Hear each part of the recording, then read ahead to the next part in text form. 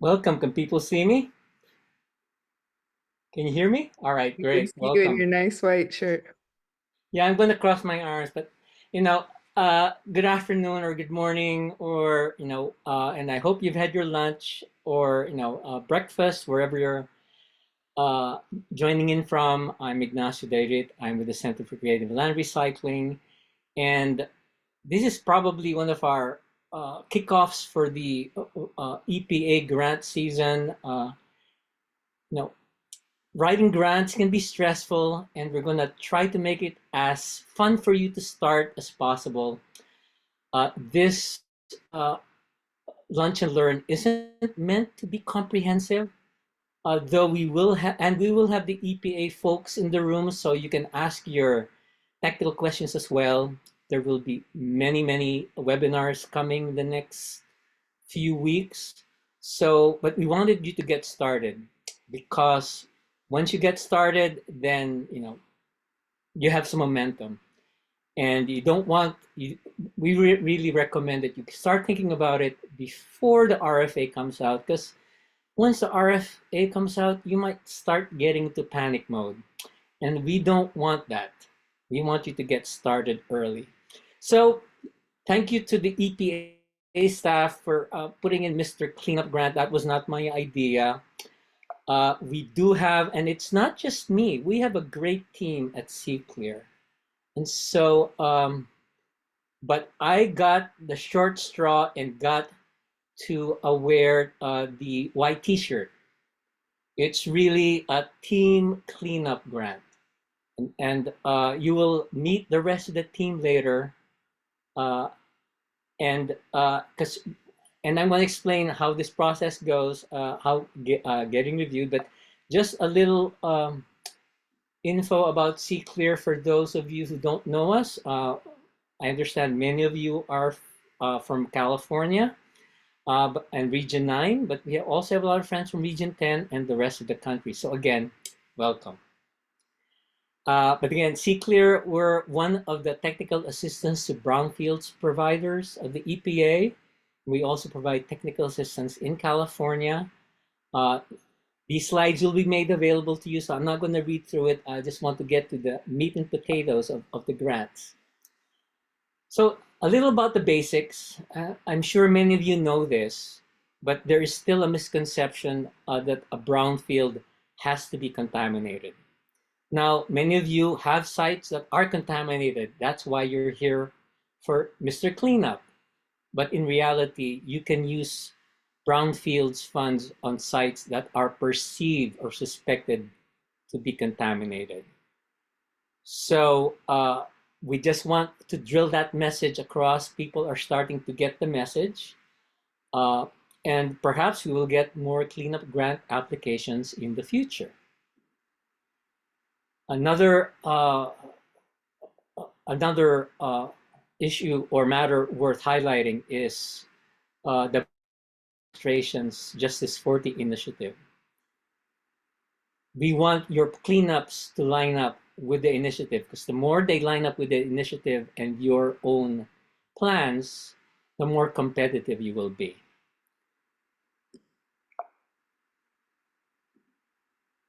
And this initiative will be is from 2022 to 2026. Uh, Come 2026, this money will go away. So now is a good time to apply. Apply for what? Well, all of these activities, of course, if you're doing assessments or cleanup, these are the eligible activities. Again, these slides will be available to you, so I'm not going to dwell on them so much, but CClear helps with all of these. We help educate and connect you with your stakeholders, help you with grants and technical assistance, procurement and grant applications, and we think outside the box because we have a staff, a great team that just don't do brownfields. We do planning, we do community outreach, we do visioning, we have planners. Uh, so you've come to the right place. Now, Stepping back a bit, we are here for the cleanup grants. And this is a very busy slide. You're going to see this slide a lot. So I'm going to make this slide a little bit clearer for you. That's what we're concentrating on right now.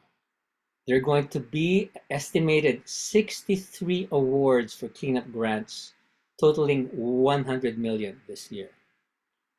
Now, there are, how many of you on the call right now on this web Lunch and Learn? I think there are more than 63 of you. So it's going to be a competitive year if all of you will be applying. What are eligible activities for cleanup grants? Again, you probably know this already, but cleanup planning and implementation, it's just not dirt or groundwater cleanup. You can actually do your cleanup planning. You can pay for managing your grant, monitoring for health exposure during the cleanup, and environmental insurance. Now, this is why we're having this lunch and learn. Threshold and eligibility. You want to get a head start on this. You want to be doing this really right now. Are you eligible? And if you're eligible, do you have a cleanup? Do you have a cleanup as part of a multi-purpose grant? Do you own the site? Or is your site ownership in the way that EPA likes to see it? And if it's not, you have to work through that with EPA. Do you have a phase 2 or equivalent? And do you have enough characterization to do an analysis of brownfields cleanup alternatives? And with that, you're going to have to advertise your phase 2 and your ABCA to your community and have a meeting. And I'm just going to highlight a few of these. And again, this is 20 plus pages in the request for applications in the last year's request for applications. That's a lot of fine print that you want to go through even before the grant season begins. So contact your EPA Brownfield regional staff now. What are eligible entities? Again, you know this, so this is just a reminder. But the key here is you can't be the responsible party. Now, can you apply for more than just a cleanup grant? This is EPA's chart. Again, it looks a little busy, so I'll make it a little clearer for you. This is the eligibility for applying for multiple applications. If you want the cleanup grant, you cannot be a non-lead member of a coalition assessment, and you can't apply for an RLF grant. So that's kind of how this chart works out, and the EPA can correct me because this can get a little confusing, but I think that's what this chart means. The other eligibility chart for existing grant recipients. If you have an existing grant, essentially you can pretty much apply if you have an existing grant. You just have to be sure that if you have a current multi-purpose grant, that you would have spent 70%. Now, EPA will be refining these. These are what they anticipate.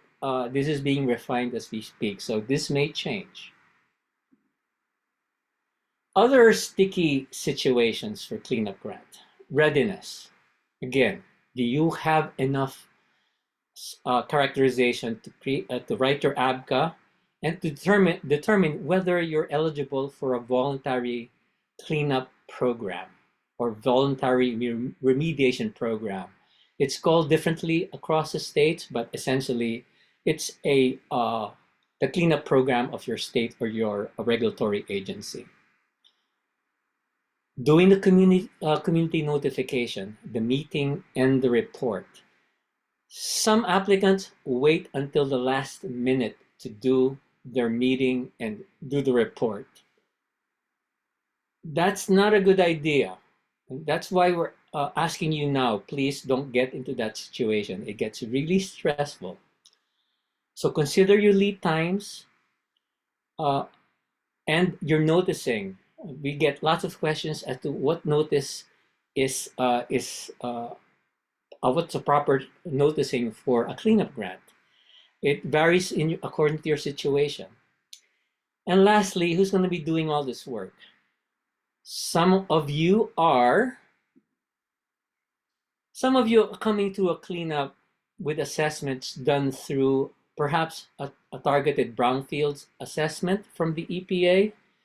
Some of you may have gotten this work from your state agency through their 128A program. Some of you may have a community-wide assessment or received it from the state as part of their state assessment or a coalition.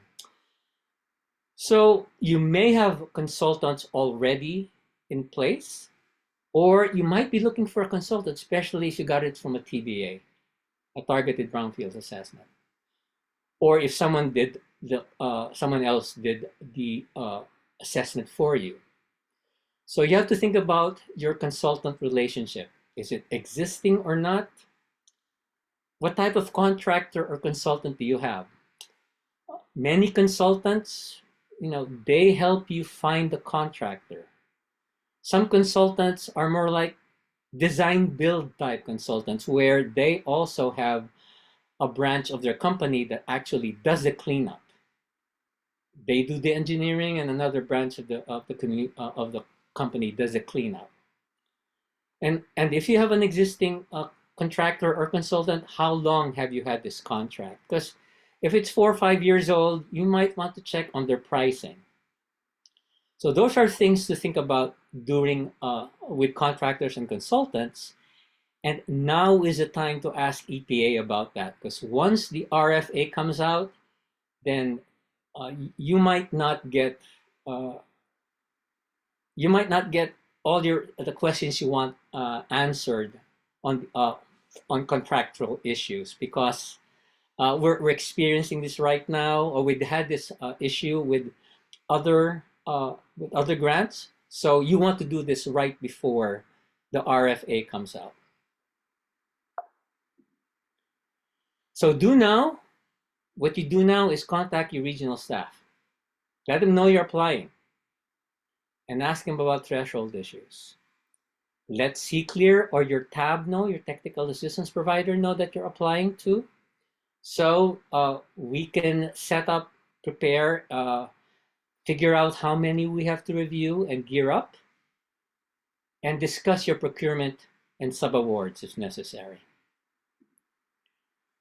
You have to set up and research. Read last year's guidelines and frequently asked questions. Verify that your unique entity identification credentials are valid on sam.gov. And you go to grants.gov and you've got the right authorized organizational representative. Again, this is something that people scramble on in the last week. You don't want to be scrambling the last week to do this stuff. It's very stressful. Eligibility. Confirm that you have the right form of site ownership.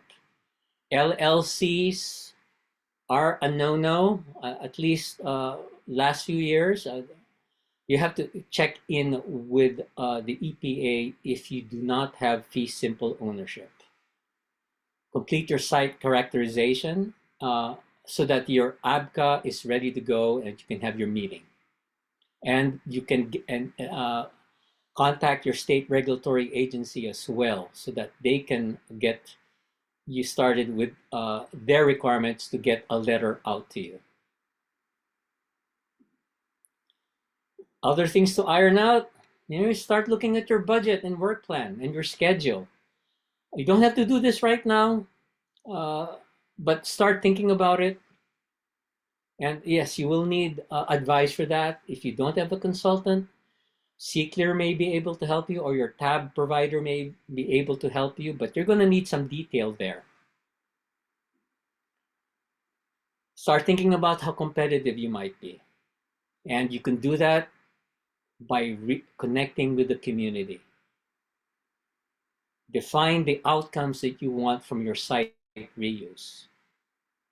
What funds you're going to be leveraging for the cleanup and for the reuse. Consistency with Justice 40 and your community plans, your general plans, any specific plans, sustainability plans. Different communities have different priorities. And again, specify your sources of leveraging. Organize a qualified and experienced team clean for yourself. Again, early. Don't scramble at the last minute. And watch past FY 2024 and coming FY 2025 webinars from the EPA and your technical assistance providers. There's put your Netflix account away for next couple of months. You got a lot of watching to do. And again, do later, refine your story, align it with the current priorities and your local plans. Connect these with the impacts that you feel that you see in your community. Connect the impacts to the benefits from the reuse. Seek your tab providers will be providing a lot of writing tips, but these are the ones we find very often. We drill these down to many of those folks that we advise. We see a lot of writing that needs a lot of work. There are many tools out there, and so this shouldn't be an issue. And before sending it off to your tab provider or someone else who will review it, please spell check it and make it read smoothly. Don't be over repetitive. The better your draft is, the more your reviewer can get to the meat and potatoes of your grant application. For those requesting CCLR reviews, 3 weeks before the deadline would be good. Gives us time to relax. It doesn't have to be final at that time. But we've reviewed applications up to the last day, so we will accommodate things as we can to the best of our ability. And here's a case study of a successful cleanup grant. One of my favorites because we worked on it since the very beginning. The area-wide planning grant tied in to many plans that the city of San Francisco had for resiliency, benefits to the community plans, lots of stakeholders. That was worked out over 2 grants, an area-wide planning grant, and that's sort of like the multi-purpose grant, and an assessment grant. And then they received 2 cleanup grants and a whole lot of other technical assistance from the EPA. It touched on climate change, sea level rise, community benefits, historic rehab, and this is under construction right now. It's taken a long time, but this is going to be a jewel in the community. It's in a place that really lacks open space. And it happens to be next to a Superfund site. So it is really a valuable asset. Show where you will leverage your money. Right now we're at the that blue area, environmental remediation. You've done your planning. You've done your investigation. There are lots of possible sources of leveraging for site preparation, demolition if you have to, site acquisition. Well, you need the site already, so maybe not site acquisition, but reuse and implementation. So line up all the leveraging and let EPA know that you're planning ahead.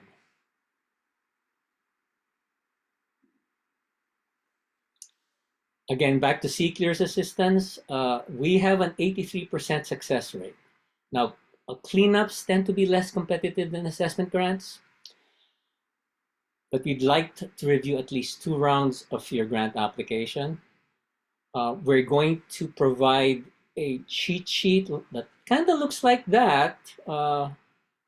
We will redline your document as well as track your progress. The more greens you have the green light to submit. We find that a couple of reds become less competitive, but again, these are cleanup grants. They are not as competitive as assessment grants. And if you're outside Region 9 and 10, contact the technical assistance to brownfields providers. So these slides will be available to you, so you don't have to go through them. And so will these links that are on this sheet. These are, this is your Netflix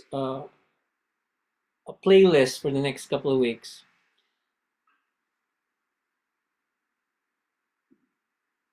And for those within commuting distance, maybe a couple of hours to Carson, California, in a month, we're going to have the California Land Recycling Conference. It's a great conference, lots of great sessions, and we can talk brownfields grants at that time. So any questions for Team Clean? Ignacio, we have two great questions in the chat. The first one is from Denny Adinia, asking, what are the community notification requirements for a gut rehab project where the residents are being permanently relocated and likely will not be returning? Well, you would have the noticing requirements will vary according to your funding. For the EPA money itself, the noticing is for the cleanup plan. Now you will have other noticing, of course, that will be related to the reuse and the relocation.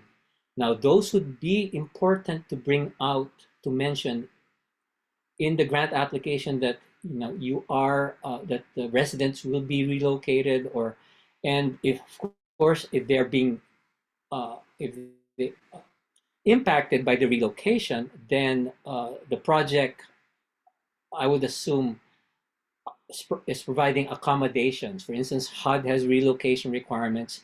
You want to mention those. You don't want to put people out on the streets. You want them to land, under 2 feet wherever they're going, and you want to describe that. But that is not a requirement of the EPA grant itself. It's not a threshold type situation. It's more of it's a competitive, it's something you have to discuss, put in your grant application so that you're more competitive. What was the next question? Great. The next question is from Kelly Schmidt that says, if an organization is a state registered nonprofit but not an IRS 501c3, are they eligible for a cleanup grant? And someone from EPA go off mute and answer that question.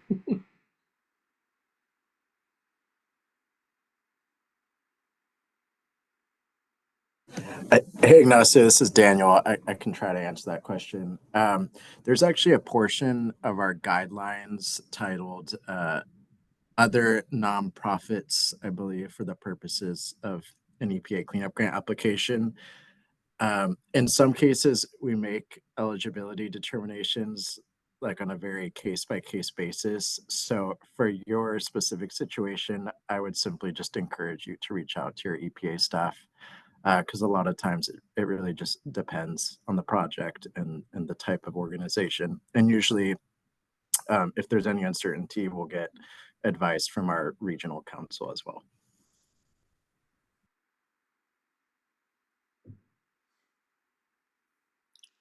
All right. Any other questions? You can go off mute, I guess. If Sarah, can people get off mute? I think we can go. This is informal, so ask your questions.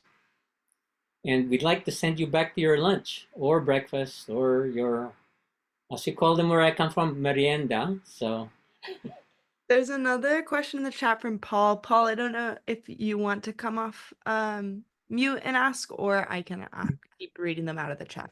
Whatever. Either way, so as a consultant, I guess I'll ask the question.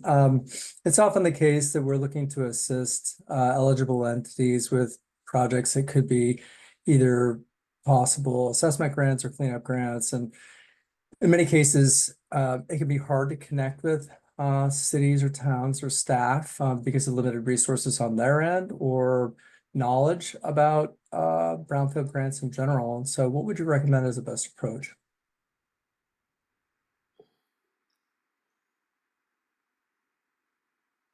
Well, that's very specific to the community you're in. Many communities, they're in urban areas. They go to associations. They kind of know what's going on. So the strategy there would be really having you know, this is not something folks advertise. I mean, there will be some communities that may issue RFPs for assistance, but again, procurement is a very evolving issue with EPA as it relates to EPA grants. So you could, yeah, it will take a lot of research. As tab providers, we have an idea, but that's not, we really don't share that information so much because many grantees prefer to handle this themselves. Many times they will let us know though, can you help us with an RFP? Then we will recommend some consultants that would or provide actually a list of consultants that would be interested, but that's very region specific. That's one way. And again, it depends what kind of consultant you are. If you're an environmental consultant that is more design and engineering as opposed to cleanup, cleanups are normally done by or sometimes done by remedial contractors, which are kind of different from a consultant. So it also depends what kind of business your company's in. I don't know if that answers your question directly, but that's, you could advertise now that you're interested and let people know. That would be helpful too. That's why we're here. No, I appreciate the answer, Ignacio. That's great. I do have a background in the technical phase 1, phase 2 remediation as an environmental consultant. And so part of integral consulting, we're looking for partnering with, eligible entities to assist them with grant preparation and also just to navigate the process that we have experience with doing that. Okay, Jen. Hi, Jen. I'm reading your question now. Can you talk more about, get off my screen. What type of community notice is required? Okay, here we go again. Okay, if any, before applying after receiving the grant. Before, you need to do a notice before. That's a must.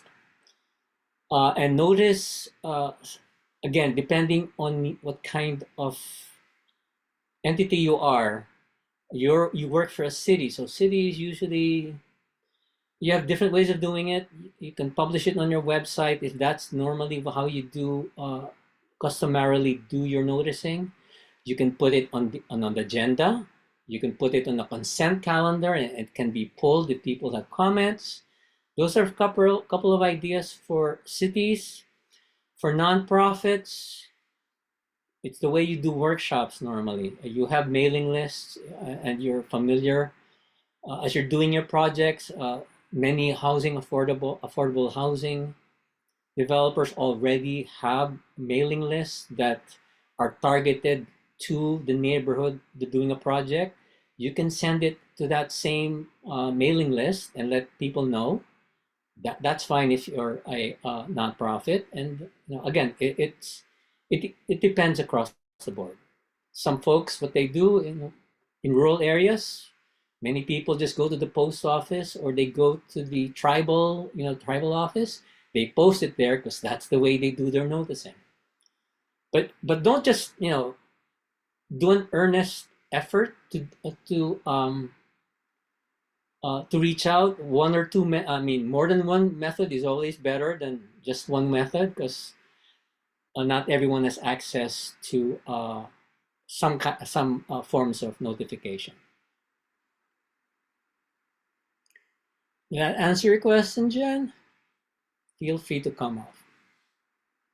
And Tamara had a great, she posted the response there, so thanks.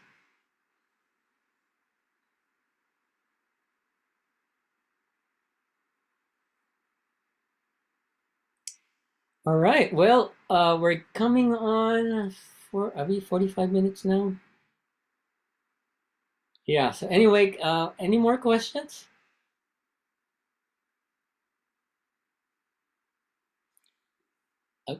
Well, Sarah, do you want to close up?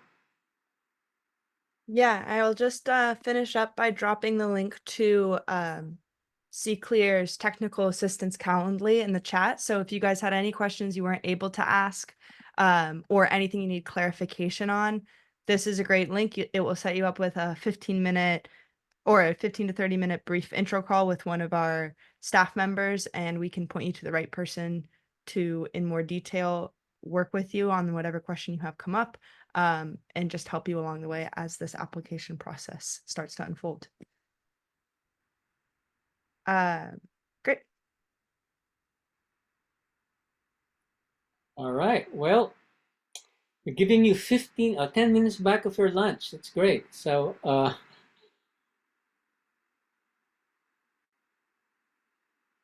we look forward to getting your phone calls and noticing that you're applying. And after that, we will look forward to helping you with your applications in Region 9 and 10. Thanks. Bye. Thank you.